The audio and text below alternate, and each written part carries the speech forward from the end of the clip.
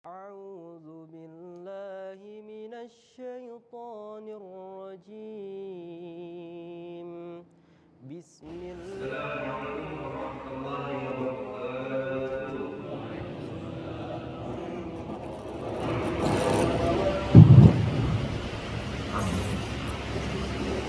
الحمد لله الواحد القهار مقوم الليل على النهار ذكرة ذوي القلوب والأبصار تبصرة لذوي الألباب والاعتبار والصلاة والسلام على سيدنا محمد المختار وآله الأطهار وأصحابه الأخيار ومن تبعهم بإحسان إلى يوم المحشر. أما بعد فإن أحسن الحديث كتاب الله وخير الهدي النبي محمد صلى الله عليه وسلم وشر الأمور محدثاتها فإن كل محدثة بدعة وكل بدعة ضلالة وكل ضلالة في النار. Yang sama-sama kita muliakan guru kita, orang tua kita, Al-Ustaz Al-Haj Sarmubi bin Yasir. Sama-sama kita muliakan guru kita Al-Ustaz Subhanul Fajri. Sama-sama kita muliakan Bapak Hermawan selaku Ketua RW dan juga Bapak Al-Ustaz Hasan Syadidi serta segenap pengurus Masjid Al-Mubarakah serta para asatidzah lainnya, para hujjah, para hadirin sekalian. Alhamdulillah senantiasa kita panjatkan puji syukur kita kehadirat Allah Subhanahu wa taala. Salawat dan salam tak lupa kita sampaikan pada junjungan kita Nabi besar Muhammad sallallahu alaihi wasallam, juga pada keluarga dan para sahabatnya. Sebelum kita mulai kajian kita ini, marilah terlebih dahulu kita bacakan surah Al-Fatihah. Dan insyaallah dengan keberkahan dari surah Al-Fatihah ini, semoga Allah Subhanahu wa taala mudahkan sampai ilmu ke dalam hati dan pikiran kita. Al-Fatihah kalimatul qabul tamamatul sunnah wal rasul bi anna Allah yaqdaru 'alaina abwaab al-futuh abwaab al-ma'rifah bihi sirrul jannah sayyidina Muhammad sallallahu alaihi wasallam wa alihi wa sahbihi wa waladihi wa waladihi wa dhurriyyatihi wa ahli al-qur'an wa sallallahu alaihi wa sallam ila imam Muhammad bin Muhammad al-Ghazali lahu al-Fatihah. A'udzu billahi minasy syaithanir rajim. Bismillahirrahmanirrahim. Alhamdulillahi rabbil alamin. Ar-Rahmanir Rahim. Maliki yawmiddin. Iyyaka na'budu wa iyyaka nasta'in. Ihdinas siratal mustaqim. Siratal ladzina an'amta 'alaihim ghairil maghdubi 'alaihim waladdallin. Amin.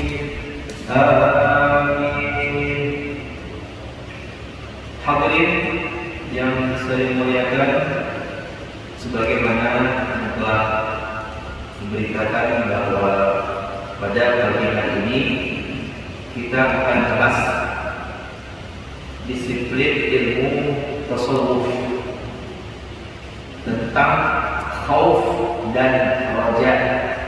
Ya, khauf dan raja.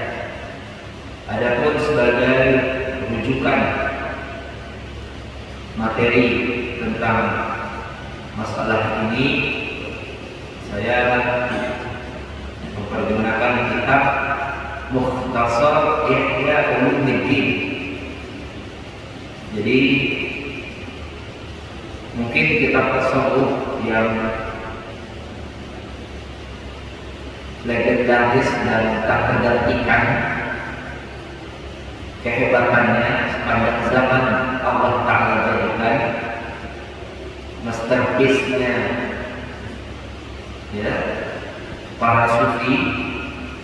Ini tak lain tak bukan kitab Ihya Ulumuddin, ya, kitab Ihya Ulumuddin. Kalau diartikan Ihya Ulumuddin ini artinya menghidupkan kembali ilmu-ilmu agama, ya, tidak sekedar ilmu tapi amalan zahir maupun batin dalam mengamalkan syariat-syariat agama. Ini ditulis oleh Al-Imam Muhammad bin Muhammad Al-Ghazali. Namanya Muhammad, punya ayah Muhammad, punya kakek Muhammad lagi. Ya. Al-Ghazali, nama kampung beliau, lahir di Tus itu ya wilayah Persia dahulu, di mana dulu Persia rata seluruhnya adalah berpaham ahli sunnah wal jamaah pada masa lalu ya. Jadi Imam Al-Ghazali ini bermadhab Syafi'i dalam fikihnya, madhabnya, dan bermadhab Asy'ari dalam akidahnya, sama seperti kita. Beliau ulama besar madhab Syafi'i, ulama besar madhab Syafi'i. Bahkan sebelum menulis kitab-kitab tasawuf, beliau ini menulis kitab-kitab usul fikih, mantik dan lain sebagainya yang luar biasa, dahsyat. Dia punya kajian ya dalam yang sangat luar biasa untuk dicarikan tandingannya pada masa kita sekarang. Nah, Ihya Ulumuddin hadirin, ini diterjemahkan dalam berbagai macam bahasa. Jadi dikaji bukan oleh umat Islam, tapi juga oleh para pemikir Barat yang kebanyakan mereka adalah bukan beragama Islam, maka dalam bahasa Jerman, Prancis, Inggris, Belanda dan lain sebagainya. Itu kitabnya ada 4 jilid, ya, ada cetakan sampai 5 jilid. Nah, ada pun kitab yang saya pakai ini mukhtasar, ringkasan. Yang meringkas Imam Ghazali juga. Jadi Ihya yang menulis Imam Ghazali, diringkas oleh Imam Ghazali. Mungkin beliau Allah berikan penglihatan batin, basirahnya, nanti yakni orang-orang yang datang kemudian macam kita ini nggak sanggup duduk berlama-lama baca kitab, mengkaji ilmu. Mungkin beliau memberikan yakni satu pemahaman oleh Allah seperti yang demikian. Maka diringkas kitabnya dari 4 jilid besar menjadi cuma 1 jilid. Ya. Nah, jadi beliau punya gelar Hujjatul Islam. Apa makna hujjah? Itu argumentasi. Artinya dengan argumentasi beliau, dengan dalil yang beliau sampaikan, dengan ungkapan pembelaan beliau terhadap akidah Islam, bahkan paham Ahlussunnah wal Jamaah, paham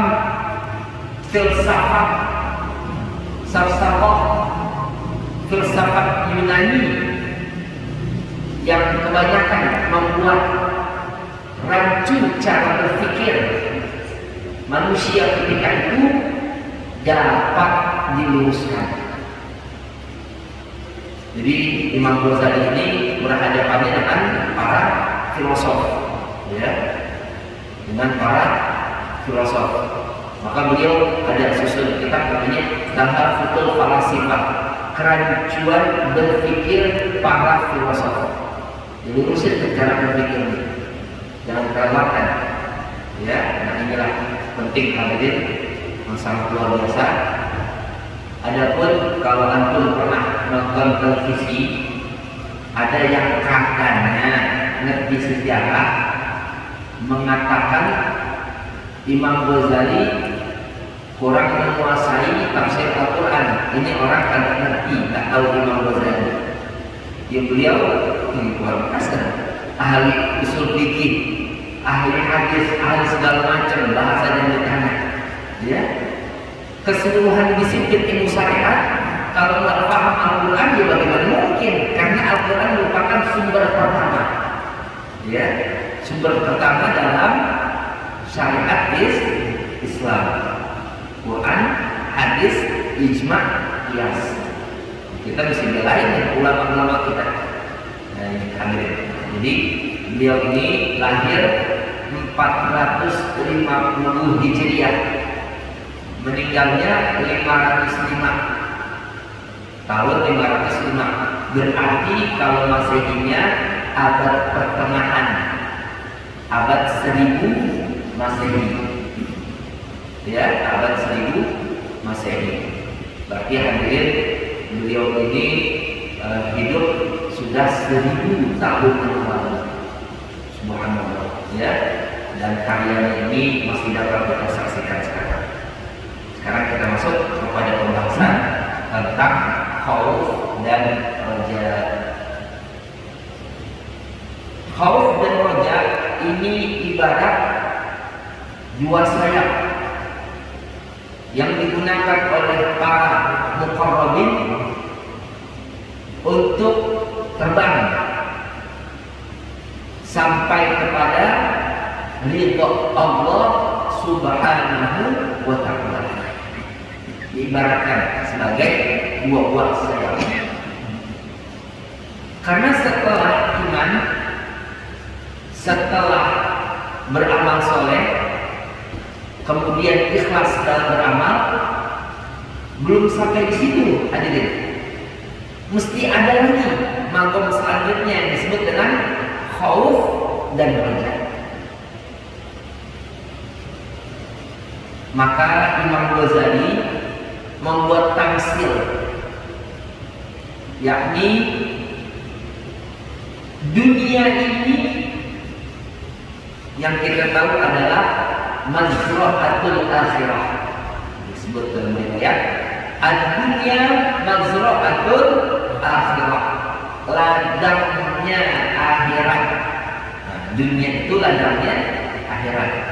Jadi selama kita berada di dunia, kita masih bisa menanam, tanam, begitu, ya. Karena dunia itu ladang. Kalau kita wafat, kita mati, sudah tak ada lagi kesempatan untuk menanam amalan. Nah, dunia ini ladang, tanahnya, ya, tanahnya itu adalah hati. Jadi hati ini diungkapkan oleh Imam Ghazali sebagai tanah. Jadi hati kita ini ibarat tanah. Nah, iman itu sebagai benih. Iman kepada Allah dan segala macam apa yang Allah Ta'ala perintahkan untuk diimani, itu benih. Benihnya. Amalan soleh sebagai airnya. Amal soleh ibarat sebagai air. Jadi sekali lagi, hati kita ini ibarat tanah. Iman adalah benih, amal soleh airnya. Ya, air, pupuk, biar tanaman subur harus seperti itu. Nah, hadirin, maka hati yang tertutup dengan syahwat dunia, hati yang gelap, yang memiliki penyakit, sebagaimana Allah firmankan, di qulubihim marad fazadahumullahu marad. Di dalam hati mereka ada penyakit. Nah, jadi kalau hati ini rusak, tertutup syahwat dunia, ibarat kita mau menanam di tanah yang gersang, tanah yang mati. Bagaimana mungkin kita mau menanam? Tanahnya gersang, kering, nggak bisa ditanami tumbuh-tumbuhan. Nah, hadirin, itu hati dari seseorang yang ditutupi oleh syahwat dunia. Nah, ya, maka dasar iman di hati yang demikian madu. Tidak akan pernah subur nanti tanaman, apalagi tidak diairi, tidak diberikan pupuk, tidak dijaga dari segala hama. Ya. Maka untuk itu ketika hati ini betul-betul merupakan tanah yang subur, nah berikan benih yang baik, yang bagus, yakni pemahaman keimanan yang lurus. Jangan sampai sedikit pun ada kotornya kemusyrikan. Bila sudah bagus itu dengan iman tadi, maka sirami ia dengan amalan saleh, beri pupuk dengan perbuatan yang baik, keikhlasan, baik amalan yang bersifat zahir maupun batin, maka akan subur. Sebaliknya hadirin, bila mana seseorang itu tidak yakni memiliki iman atau dia beriman tapi nggak punya amal soleh, ini orang bermimpi. Maka definisi dari apa yang disebut dengan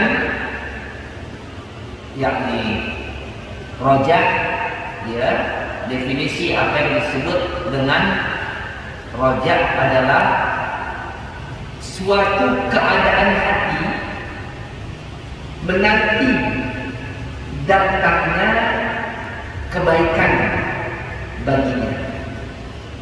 Jadi kita berharap, roja itu kalau diartikan berharap, keadaan hati, jiwa dalam menanti sesuatu yang menyenangkan hati. Namanya apa itu? Roja. Menanti sesuatu yang akan dapat menyenangkan hati, namanya roja. Adapun kebalikannya disebut khauf. Khauf itu menanti sesuatu yang akan dapat menyedihkan hati, memayahkan jiwa, itu namanya khauf. Jadi menanti sesuatu yang dapat menyedihkan hati, memayahkan jiwa, namanya khauf. Ya Allah, ya Allah. Khauf itu habis kenapa? Enggak beramal. Jadi kalau ada orang tenang, akhirat mah insya Allah kita pada masuk surga semuanya, tapi sembahyang kagak, ya, sembahyang kagak, beramal ini kagak, itu kagak, menghayal terus. Gambarannya hadirin, kepengen kaya, cuma di rumah kerja juga kagak, apa juga kagak, di rumah aja. Ya, dia bukan wali, kalau bukan wali kan. Hadirin ya, pengen pintar, cuma pengen pintar menghayal orang. Apaan dia pintar deh? Belajar enggak, majlis taklim kagak, ngafal kagak, baca kagak, berteman sama orang pintar kagak. Terus pintarnya dari mana? Jadi ketika kita ada roja, pengharapan datangnya sesuatu yang dapat menyenangkan jiwa, sesuaikan dengan kita punya perbuatan. Iman diluruskan, amal soleh dikerjakan, keikhlasan ditanamkan.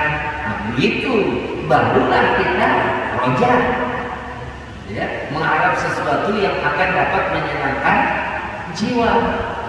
Karena hadirin, Nabi SAW pernah bersabda, ya, Nabi SAW pernah bersabda, ini ada dalam hadis riwayat Imam At-Tirmidzi, Imam Ibnu Majah, Imam Ahmad dalam Musnadnya, Imam Hakim, Imam Baihaqi, banyak sekali yang meriwayatkan. Apa kata Nabi dalam satu sabda Nabi?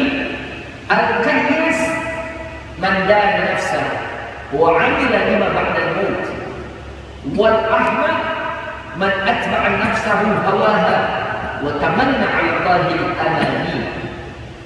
Ini sabda Nabi, al-qayyis man dana nafsah. Yang disebut orang cerdik adalah seseorang yang selalu mengintrospeksi diri, muhasabah terus. Ya Allah, masih kurang. Biasanya sholat baru 5 waktu, tambahin lagi tahajud sama duha. Tahajud duha udah istiqomah, tambahin lagi dengan rawatib istiqomah, tambahin lagi ya dengan sholat sunnah seperti tasbih dan lain sebagainya. Ya, perbuatan pun demikian dalam sosialisasi di masyarakat, terus mengintrospeksi diri. Jadi orang yang selalu muhasabah, mengukur dirinya, menghisap dirinya, ya, mengintrospeksi dirinya, sehingga memperbaiki selalu dia punya diri. Kata Nabi, ini orang kayyis, ini orang cerdik. Karena kalau kita nggak introspeksi diri di dunia, aduh, jangan sampai. Sayyidina Umar pernah mengatakan, hasibu anfusakum qabla an tuhasabu. Hisablah, introspeksi, muhasabah diri kita dulu sebelum kita nanti dihisab, ditanyakan. Tanya diri kita, udah baik atau belum? Yang tahu baik atau buruk kan kita doang. Orang lain tidak tahu, karena orang lain kan tidak selalu bersama kita. Isi hati kita tidak selalu diketahui orang. Ini hadirin, ya. Tapi kata Nabi, wal ahmaq, orang yang pandir, orang yang tertipu, seorang yang bodoh adalah orang yang selalu atba'a nafsahu hawaha, selalu mengikuti hawa nafsunya. Ya, hawa nafsu mau kemari diikutin, mau ini diikutin, ini diikutin. Oh, nah, hadirin. Ya, jadi ibarat ya orang tersebut sudah macam binatang. Kalau binatang kan bergerak dengan hawa nafsu, insting hawa nafsu. Binatang kalau mau kawin itu hari juga kawin, nggak pakai akad, nggak pakai ngundang. Manusia ini punya akal. Kita bukan binatang. Nah, jadi bahkan ternyata manusia bila mana buruk, bila mana jahat, bisa lebih jahat lagi, lebih buruk lagi dari binatang. Masya Allah. Walaqad zara'na li jahannama katsiran minal jinni wal ins. Lahum qulubun la yafqahuna biha wa lahum adhanun la yasma'una biha wa lahum a'yunun la yubsiruna biha. Ulaika kal an'ami bal hum adall. Ulaika humul ghafilun. Al-Quran menyatakan mereka itu laksana binatang ternak, bahkan lebih sesat lagi dari binatang. Kenapa hadirin kita katakan demikian? Ada gak ayam jago sama ayam jago kawin? Tidak ada. Ayam jago kawin sama ayam jago.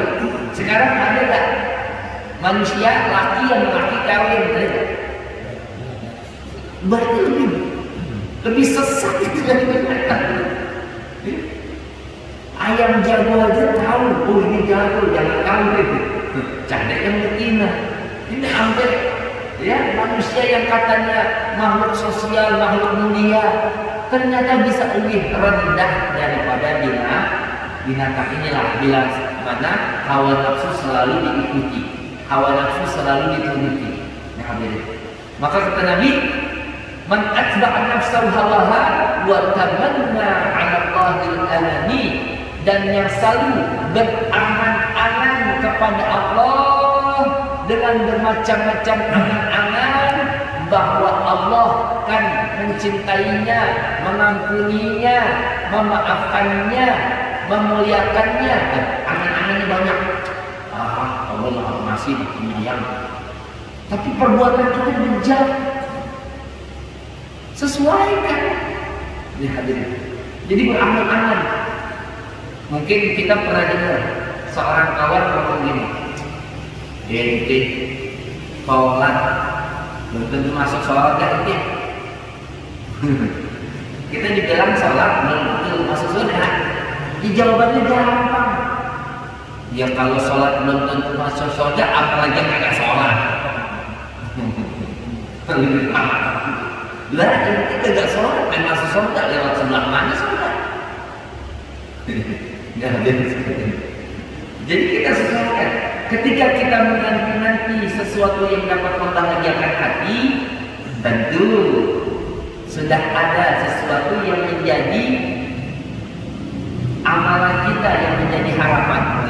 Saya ini, saya ini, saya itu, saya itu.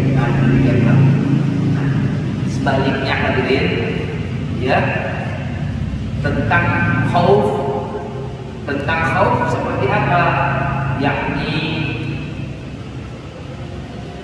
walaupun sebanyak apapun amal yang kita perbuat, ingat, yang menerima amalan itu hak prerogatif Allah Subhanahu wa ta'ala. Allah bebas berkehendak menerima atau tidak menerima amalan sang hamba. Maka kalau ditanya mana lebih didahulukan, khauf atau rojak? Jawabannya rojak, bukan khauf. Ya, karena pengharapan itu akan semakin mendekatkan diri kita kepada Allah dibandingkan ya rasa takut. Tapi hadirin, rasa takut ini penting. Kenapa? Karena rasa takut dapat memberhentikan seorang hamba dari kemaksiatannya. Maka oleh sebab itu di Al-Quran bukan hanya nikmat surga yang disebutkan, tapi juga siksa neraka pun diancamkan oleh Tuhan. Nah, kalau kita baca ini, yakni ayat-ayat tentang neraka, ancaman buat orang-orang yang durhaka kepada Allah, apa? La yadukuna fiha barda wa la syarada illa hamima wa ghasaqa jazaa'an wifaqa. Ya, mereka tidak merasakan di dalam neraka itu kesejukan dan minuman kecuali ya air panas mendidih yang panasnya itu tak pengaruh oleh akal, dan juga darah dan nanah yang keluar dari tubuh penghuni neraka. Insyaallah, ya hadirin sekalian. Ya, jadi kalau kita lihat di Al-Quran, masya Allah, ancamannya luar biasa. Haus yang diberikan apa untuk penghuni neraka kalau mereka teriak haus? Air panas, angin. Ini air belum diminumkan, belum ditempelkan ke bibir, baru didekatkan ke wajah kita, sudah meleleh daging-daging di wajah kita. Allah, ini panasnya air di neraka. Lapar. Kalau yang teriak lapar itu hadirin, apa diberikan? Makanannya macam-macam buat orang penghuni neraka. Di antaranya yakni ghassa. Apa makna ghassa? Darah dan nanah yang keluar dari tubuh penghuni neraka jadi makanan itu. Ya. Kemudian ada yang disebut dengan zakum, ada yang disebut dengan bari. Ya Allah. Ada buah, dikasih juga buah. Penduduk surga diberi buah, penduduk neraka diberi buah. Tapi buah-buahan di neraka kalau dimakan nyangkut di tenggorokan, dikeluarin kagak bisa, ditelan kagak bisa.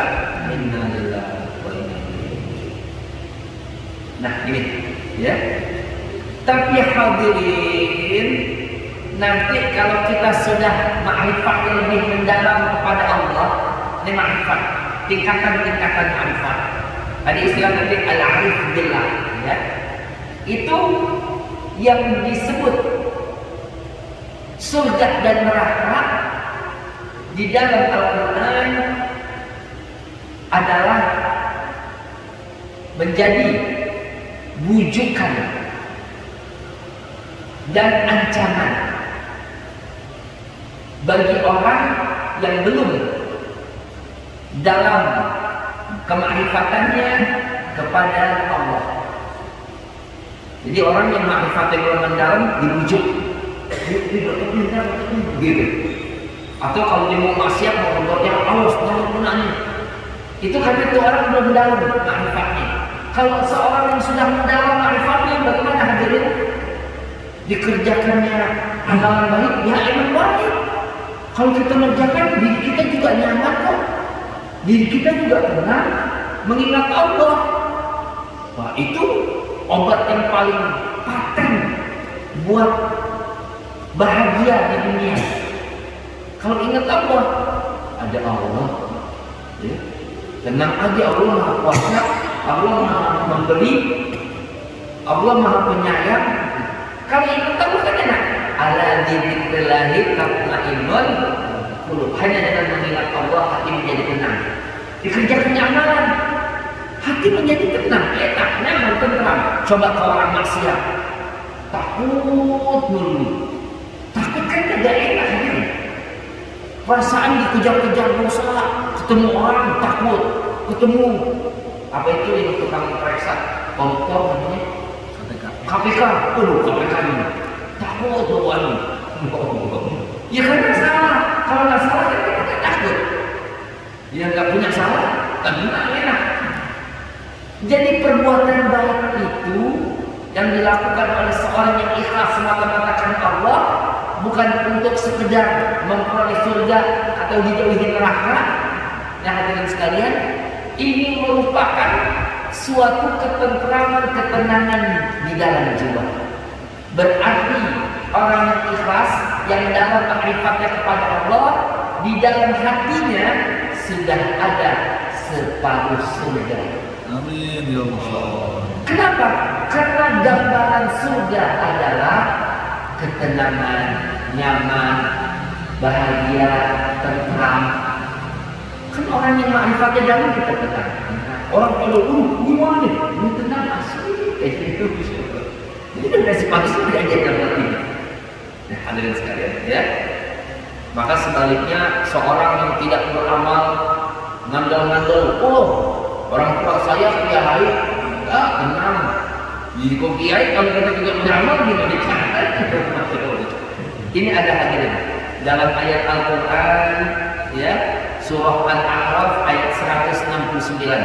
Al-A'raf ayat 169 Allah berfirman tentang Bani Israel nih, yang menerima Taurat. فَخَلَفَ مِنْ بَعْدِهِمْ خَلْفٌ وَرِثُوا الْكِتَابَ يَأْخُذُونَ عَرْضَ هَذَا الْأَدْنَى وَيَقُولُونَ سَيُغْفَرُ لَنَا. Kemudian menggantikan mereka dan setelah mereka orang-orang saleh, ya, para nabi dan orang-orang saleh dari Bani Israel, digantikannya oleh khalfun. Nah, itu bahasa Arab. Tulisannya sama, kha, lam, fa.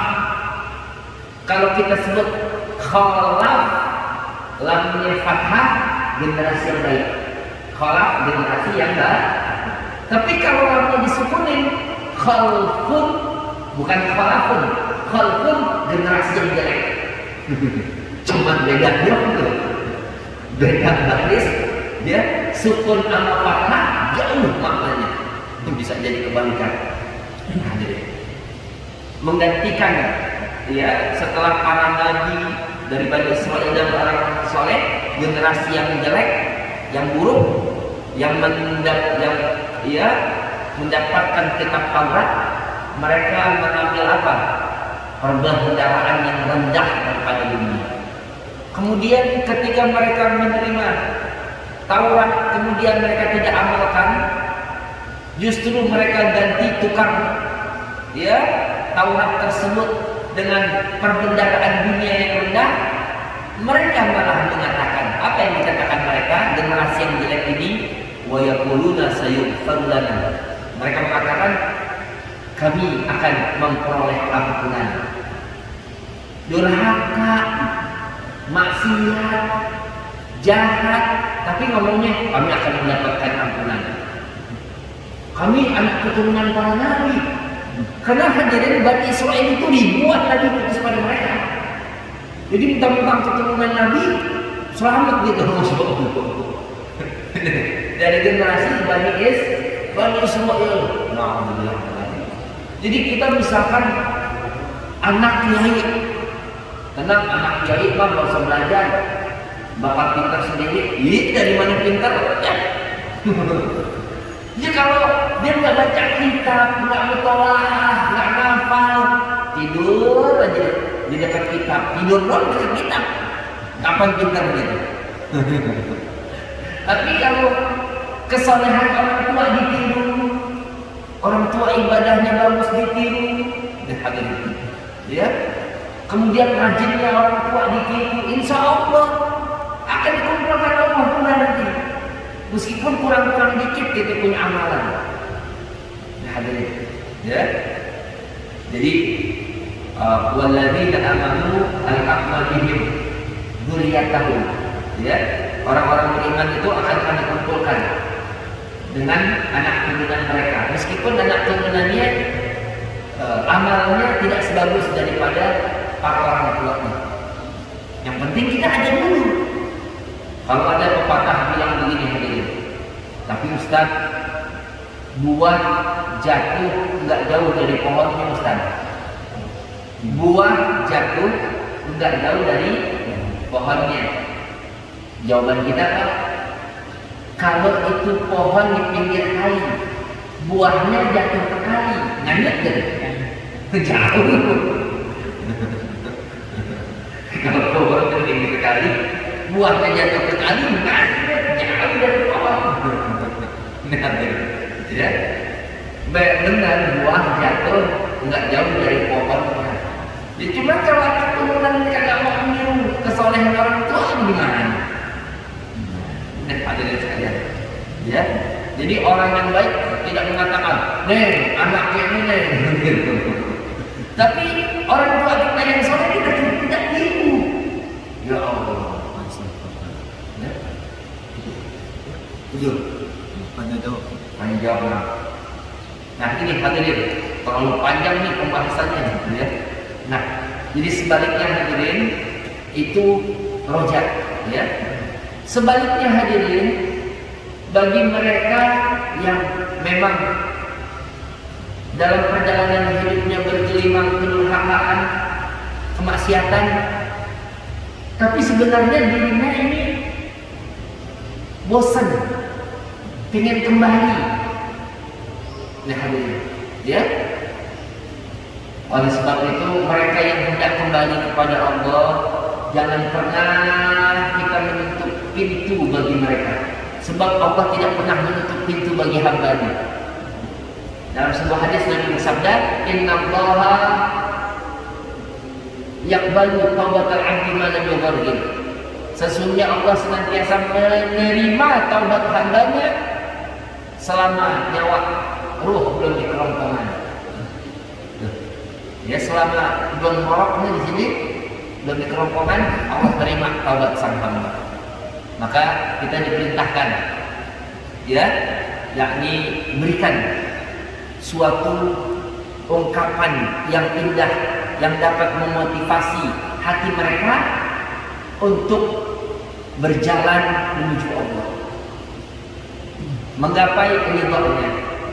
Karena hadirin, sebanyak-banyaknya dosa yang dilakukan hamba, kasih sayang Allah lebih luas lagi. Lebih luas lagi. Ini kasih sayang Allah lebih luas lagi. Dalam satu hadis Nabi bersabda, qala Allah Ta'ala, berdasarkan hadis qudsi ini, sabaqat rahmati ghadabi. Rahmatku mendahului kemurkaanku.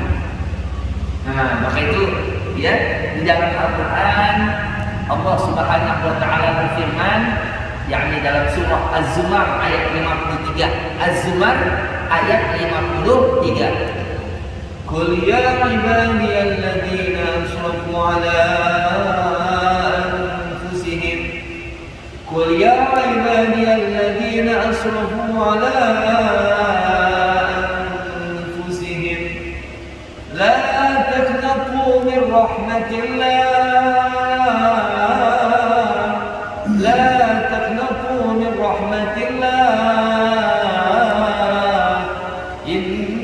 Innallaha yaghfiru dzunuba jami'a. Innallaha yaghfiru dzunuba jami'a. Innahu huwal ghafurur rahim. Allah berfirman, "Qul ya ibadiyalladzina asrafu ala anfusihim." Katakan wahai Nabi, ya maksudnya katakan kepada siapa? Hamba-hamba Allah yang telah melampaui batas, yang sudah salah jalan, yang ingin kembali kepada Allah. Katakan pada mereka, ya qul ya ibadiyalladzina asrafu, wahai hamba-hambaku, ya yang telah melampaui batas, yang telah berbuat maksiat, berbuat dosa, ya qul ya ibadiyalladzina asrafu ala anfusihim la taqnatu min rahmatillah. Jangan berputus asa dari rahmat Allah. Jangan berputus asa dari rahmat Allah. Innallaha yaghfiru dzunuba jami'a. Sungguh Allah lah yang mengampuni semua dosa. Innahu huwal ghafurur rahim. Dan dialah Allah yang maha pengampun lagi maha penerima taubat. Bahkan ada seorang badui ya bertanya pada Nabi, ya Rasulullah, nanti yang menghisap makhluk siapa di akhirat?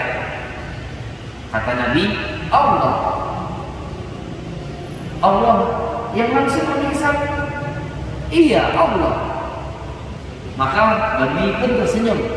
Arab badui, Arab gurun di pedalaman, tersenyum. Oh, Allah yang menghisap.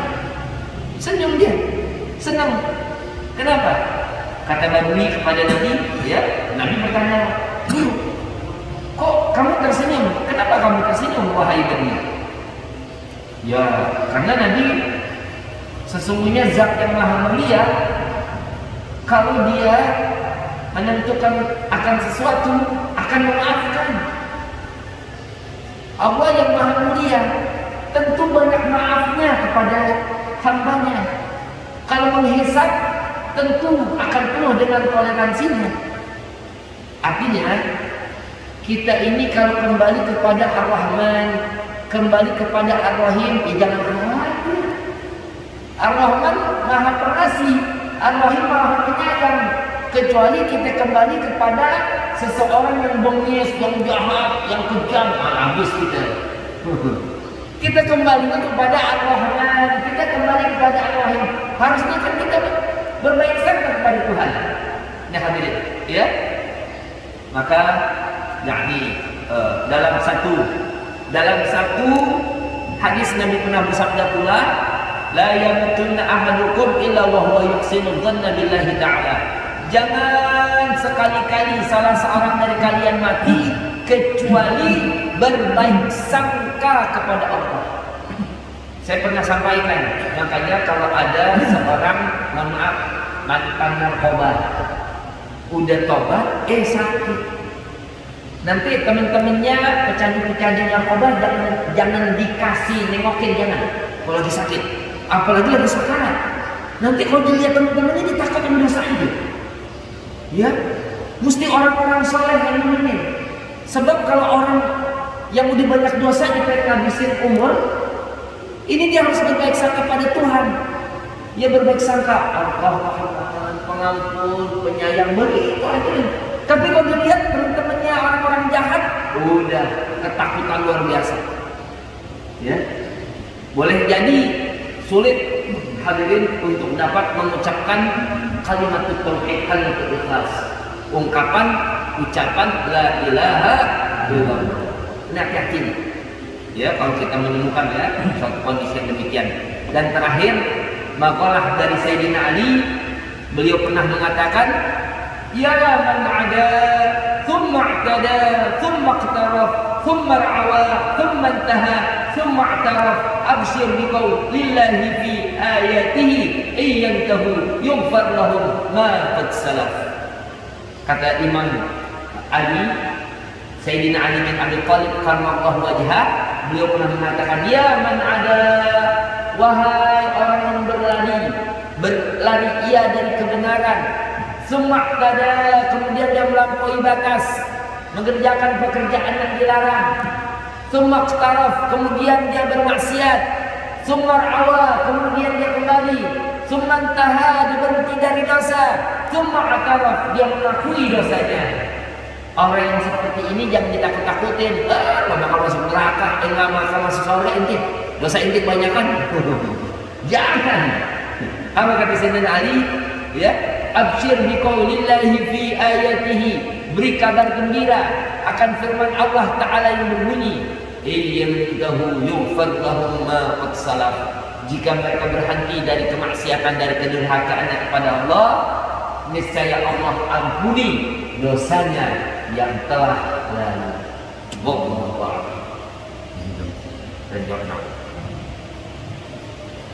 Alhamdulillah sudah kita pada hari ini. Selanjutnya kita masuk ke sesi tanya jawab dengan materi khauf dan raja dalam ibadah kepada Allah, salat, zikir dan lain sebagainya. Silakan. Ya. Assalamualaikum warahmatullahi wabarakatuh. Waalaikumsalam. Barang siapa yang disesatkan oleh Allah, dia tidak akan mendapat petunjuk, tidak ada yang bisa menolong, dan akan terombang-ambing dalam kesesatan. Dua, Allah memberikan hidayah kepada Allah hendaki, maka dia tidak akan dapat hidayah, dan Allah akan berikan kembali. Allah memberikan hidayah kepada Allah hendaki, maka dia tidak akan dapat hidayah. Sebaliknya Allah tidak akan memberikan hidayah kepada orang itu, maka dia akan tidak mendapat hidayah. Ketiga, bagaimana dengan Habib keturunannya? Saya keturunan Habib, insya Allah masuk surga. Assalamualaikum warahmatullahi wabarakatuh. Jadi khatamallahu ala qulubihim wa ala sam'ihim wa ala absarihim ghishawah.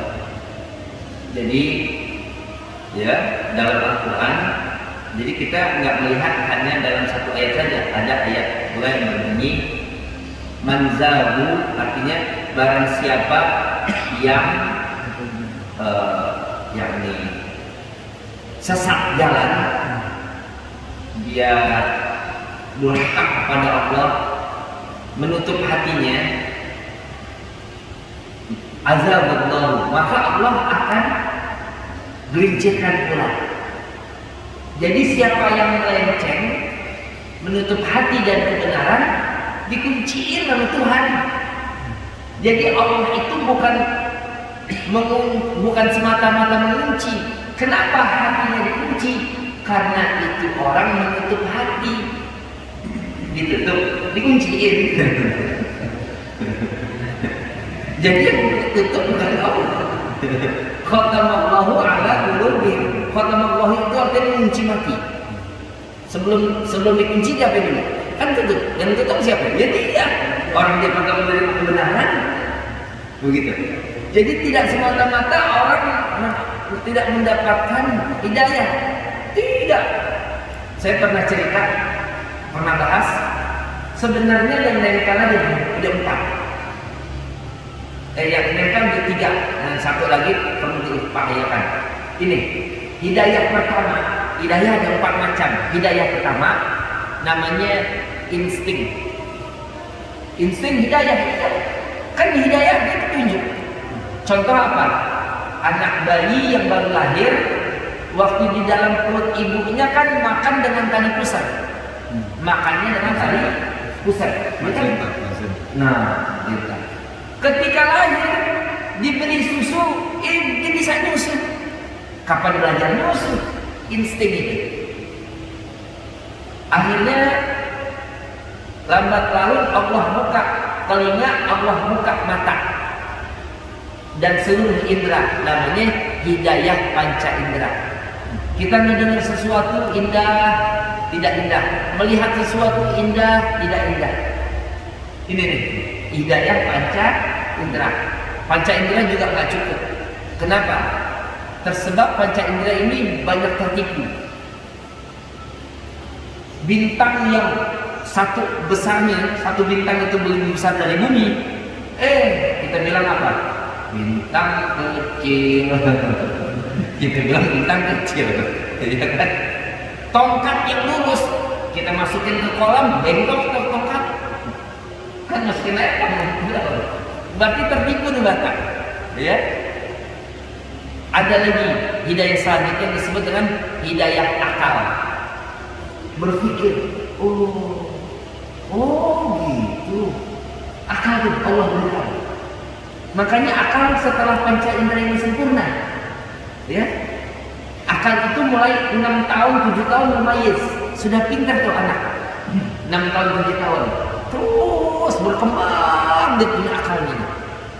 Nah, akal pun gak cukup, karena ada masalah yang tak tertuntaskan oleh akal yang disebut masalah metafisika, seperti masalah alam kubur, alam akhirat, surga neraka. Bisa gak dipikiran akal? Gak bisa. Nah, maka ada yang disebut dengan hidayah agama. Hidayah fiddin. Iya, hidayah fiddin, hidayah agama. Jadi kalau bilang, ini belum dapat hidayah, sembarangan. Ini sekeliling kita ini hidayah semuanya. Masya Allah. Jadi kalau ada orang mengatakan saya belum dapat hidayah, sebenarnya dia malas untuk meraih hidayah ini. Ya, potensi untuk memperoleh hidayah ini Allah ciptakan di diri kita. Tinggal bagaimana kita mengoptimalkan, mempergunakan. Ya, demikian. Jadi bicara yang disebut anak keturunan orang-orang soleh, yang juga harus soleh. Tapi ingat, yang disebut dengan kesolehan tadi memang penting, ya, memang penting. Maka kalau jadi anak orang soleh, bebannya lebih berat ketimbang anak orang yang biasa-biasa aja. Bebannya lebih berat, tapi tetap nanti dia bakal dikumpulkan tuh dengan para datuknya. Kalau kita kan biasa-biasa aja, bebannya enak. Gitu. Nah, jadi pahamnya seperti yang begitu. Silakan Ben. Ya, nanti banyak pembahasan yang beredar di masyarakat medsos.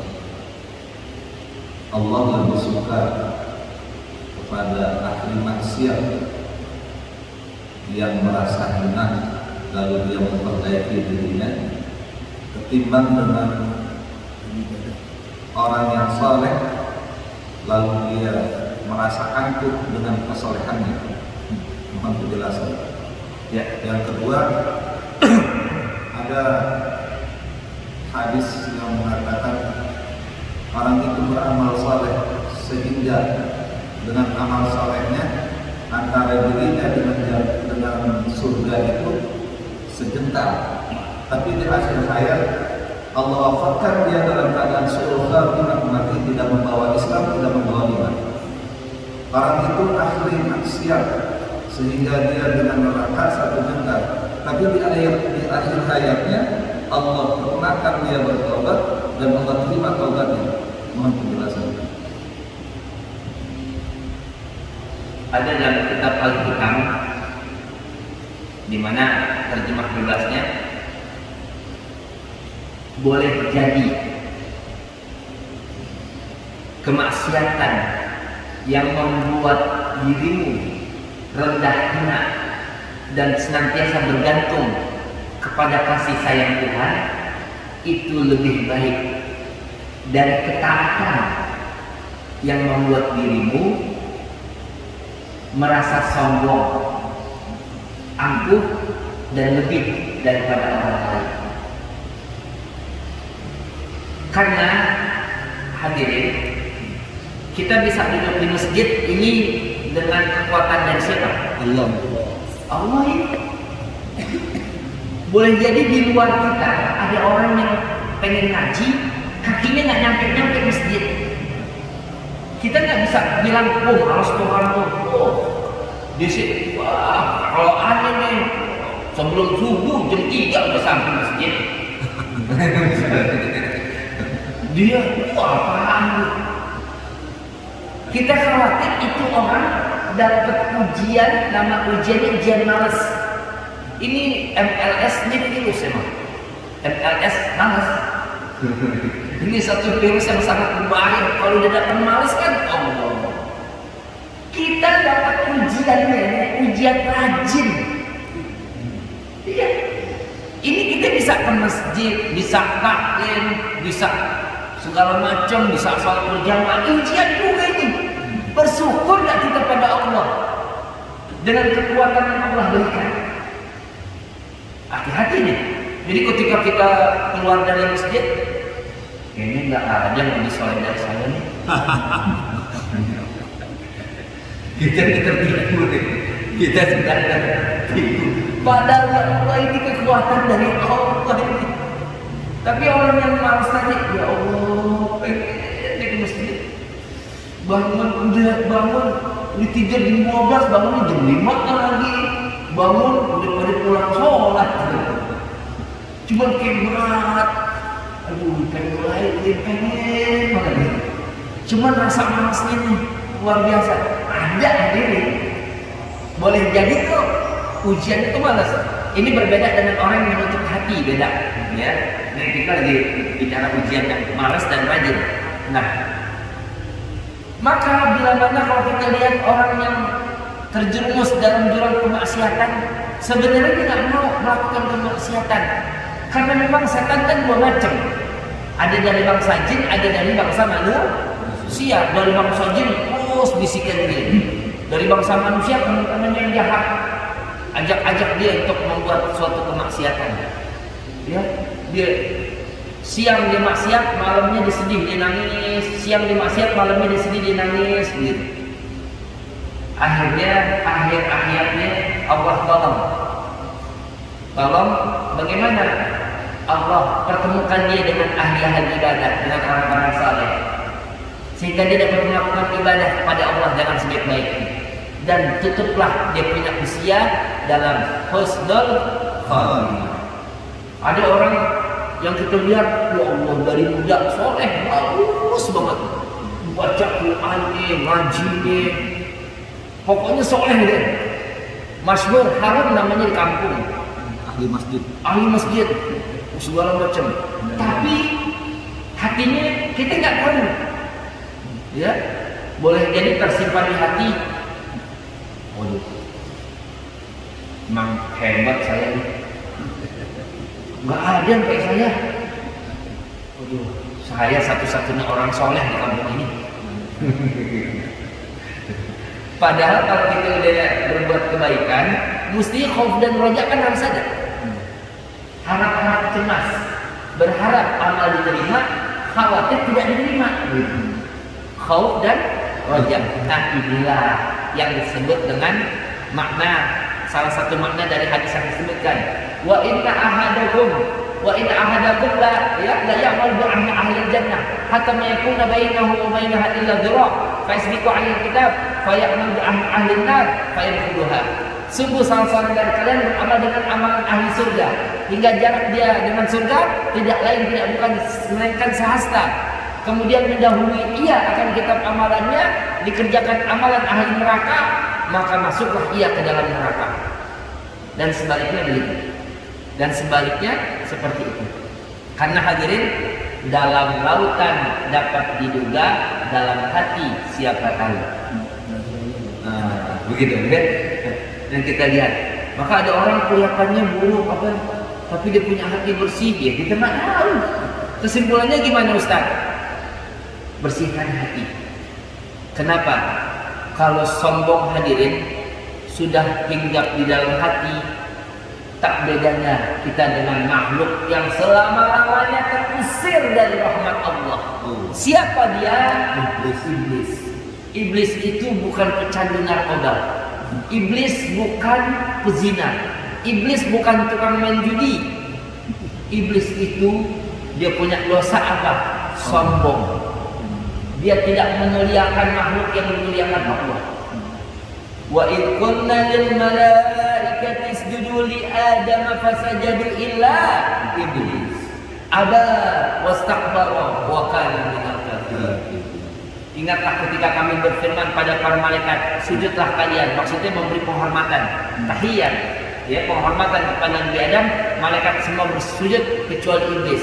Iblis enggan, ada enggan, wastakbara, sombong, ya, dan dia termasuk daripada orang-orang kafir. Maka benarlah Nabi pernah bersabda, la yadkhulul jannah man kana fi qalbihi khardalun minal kibr. Tidak bakal masuk surga orang yang di hatinya ada sekecil apapun dari kesombongan. Ini hadirin. Ternyata kalau kita udah pakai jenggot, jidat hitam, celana udah cingkrang, iya kita udah hijrah. Tapi ketika kita udah hijrah, lihat orang kayaknya kecil semua. Waduh, saya memang luar biasa. Ini bukan hijrah namanya, tapi masuk lagi ke jurang yang lebih dalam kalau kayak gini. Innalillahi wa inna ilaihi raji'un. Al-Fatihah.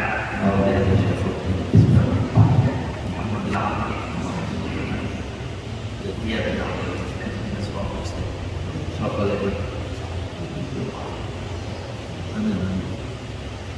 Bismillahirrahmanirrahim. Bismillahirrahmanirrahim.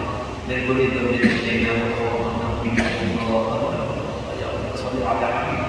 وخليلك وصوفيك سيدنا محمد وقضي حاجاتنا وبدع عن الإجابة إنك على كل شيء قدير وبالإجابة جدير اللهم اختم بسعادتنا آجالنا يا الله إلى أبانا الخلفين آمنا ممن خاف يا أبانا الخلفين صدقنا ممن خاف يا أبانا الخلفين نجنا ممن خاف ربنا آتنا في الدنيا حسنة وفي الآخرة حسنة وقنا عذاب النار وصلى الله على سيدنا محمد الحمد لله رب العالمين.